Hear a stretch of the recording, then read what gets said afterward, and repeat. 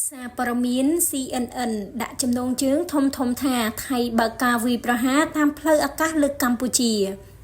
សារព័ត៌មានអាមេរិក CNN នៅព្រឹកថ្ងៃច័ន្ទទី8 ខែធ្នូនេះបានដាក់ចំណងជើងធំថាថៃបើកការវាយប្រហារតាមផ្លូវអាកាសលើកម្ពុជា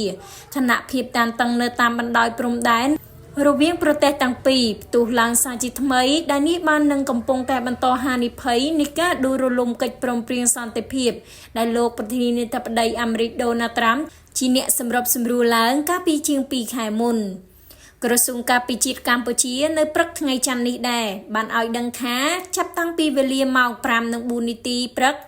យោធាថៃបានបើកការវាយប្រហារមកលើកងទ័ពកម្ពុជានៅតំបន់អានសេះខេត្តព្រះវិហារបន្ទាប់មកបាញ់ទៅលើប្រាសាទតាមាន់ធំដោយប្រើប្រាស់រថក្រោះបាញ់ចូលជាច្រើននឹងតំបន់ប្រាសាទព្រះវិហារនៅ5មករានិងនៅចំការជែកនឹងការបើកការវាយប្រហារនេះធ្វើឡើងបន្ទាប់ពីយោធាថៃបានធ្វើសកម្មភាពបង្កហេតុជាច្រើនរាប់មិនអស់ច្រើនថ្ងៃមកហើយជាពិសេសឧបទ្ទវហេតុពីម្សិលមិញនៅប្រលានថ្មក្នុងចេតនាញុះញង់ដើម្បីឲ្យមានការប៉ះទង្គិចគ្នាដោយឈលលើស្មារតីនៃការគោរពប្រកិច្ចព្រមព្រៀងដែលបានឯកភាពគ្នានិងការដោះស្រាយចំនួនដោយសន្តិវិធីស្របតាមច្បាប់អន្តរជាតិក្នុងឧបទ្ទវហេតុលើកទី2នោះកងទ័ពកម្ពុជា